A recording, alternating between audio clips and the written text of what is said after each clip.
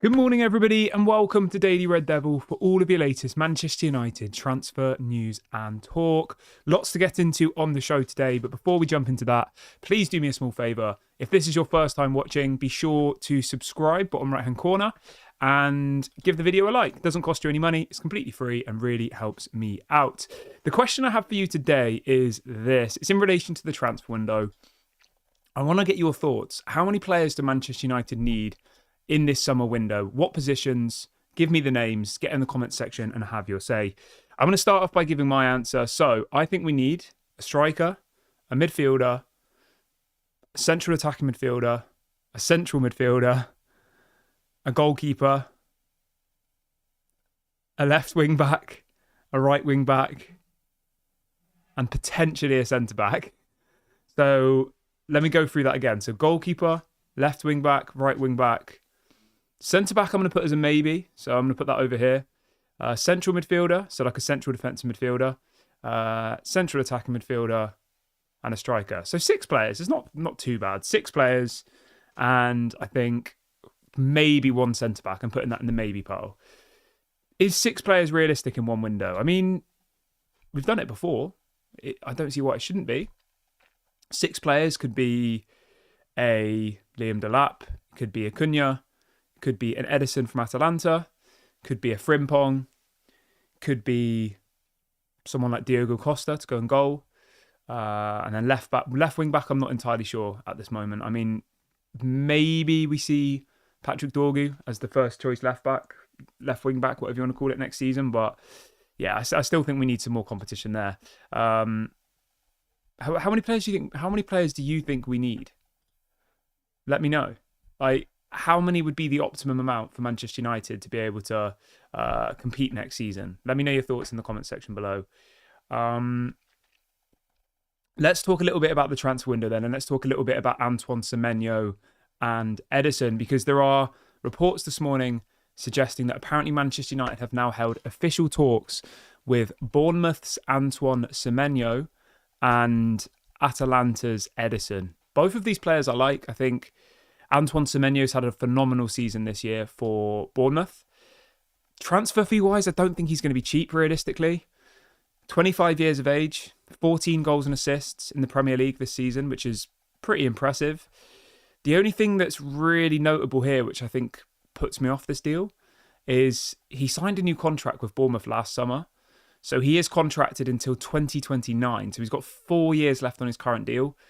I just don't think that's realistic. I don't think Man United will be able to get him for a fee that they feel is fair. Realistically, Bournemouth don't need to sell.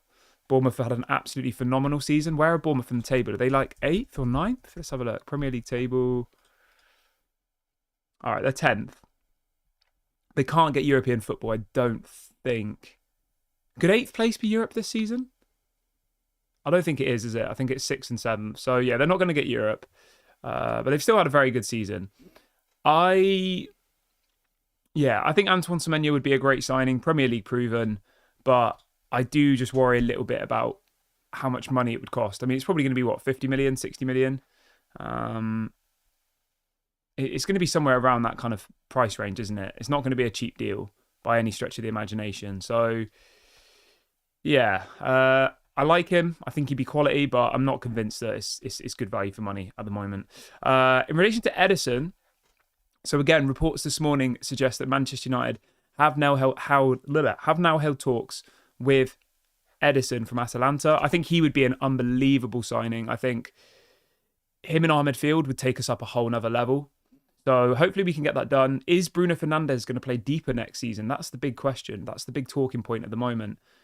Can we envisage Bruno Fernandes playing as more of a deeper player under Ruben Amorim in his second season? I think he will. I think Bruno's ability to conduct the play from deep is impressive. His work rate is probably the best I've ever seen. He never stops running. He's never injured. He's never, he never's walking around, not tracking back. Like, he just doesn't do that. He never does that, does he? He's always gives 150%. So I would have no problem with seeing Bruno in a slightly deeper role. See if that works for Man United. Give it a chance. But At the same time, we do need to strengthen that central defensive midfielder area. Somebody in the chat says we need to go for Wharton. He is far better than Ederson. Yeah, I mean, Wharton's another good player. How much was that going to cost, though? That's the thing. I mean, trying to get a player from another Premier League team is always difficult. I don't know what his contract's like. I mean, it's a possibility, yeah. But, yeah, I don't know. I do like Wharton. I think he's decent, but I'm just not... I'm not 100% whether Man United, again, would have the money to be able to go and bring in somebody like that. And I know people are going to say, oh, that's embarrassing. We should be able to buy any player. But we are where we are. We're, 16th in the Premier League? If we don't win the Europa League, it's going to be an absolute disaster.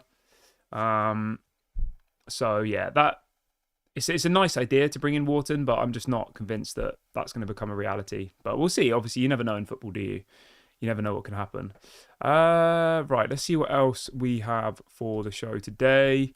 Want to talk a little bit about INEOS and a little bit about Ruben Amorim. So there are more reports coming out this morning suggesting that Manchester United will give Ruben Amorim their full backing this summer.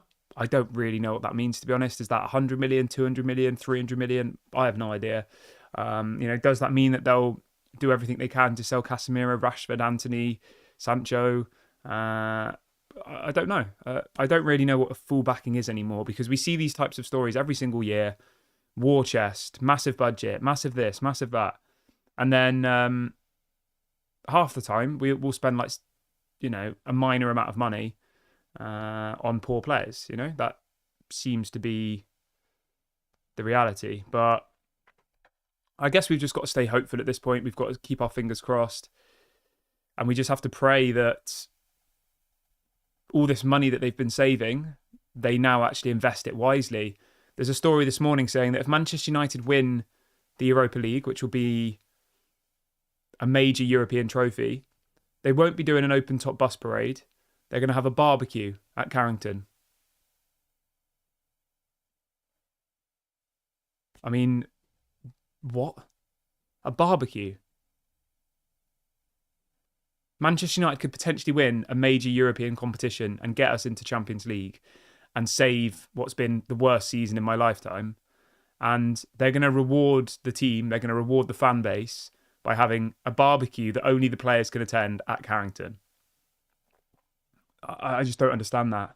The whole point of a bus parade is that it brings the fans together. It's morale boosting. It's a nice thing for the fans, isn't it? And for the players, I'm sure, to feel like appreciated. But for them just to do a barbecue, like what? Really? I don't know. I just think that's mad. When I saw that story, I thought it was April Fool's, but we're a couple of weeks after that, aren't we? Strange. Very, very strange. That's all I'm going to say. But nothing really seems to surprise me with Manchester United anymore. I wouldn't be surprised. I'll tell you what, right? I wouldn't be surprised if we win the Europa League and then we find out that Jim Ratcliffe's trying to auction off the trophy. Stuck it up on eBay. Europa League trophy. Auction. £1 start. No reserve price. Wouldn't be surprised. Surprised they haven't started thinking about that. Start selling off the trophy cabinet. Anyway, it is what it is, isn't it? We are where we are. There's not really much we can do now in this situation. Like the Glazers aren't going anywhere. INEOS aren't going anywhere.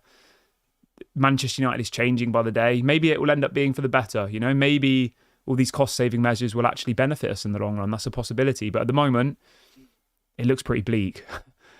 So, yeah, I'm sure the players are really, really motivated by the prospect of winning the Europa League. And then at the end of it, yes, they'll have Champions League football. Yes, they'll have won a trophy. Amazing. And then they can all celebrate by having a barbecue. I mean, barbecues are nice, don't get me wrong, but you'd think that we'd be able to do something a little bit better than a barbecue that's behind closed doors and no fans can obviously go to. It's just like, yeah, I don't know. Weird. Maybe you think I'm overreacting here, but I just think it's a little bit funny, innit? It's just cheap, isn't it? A barbecue.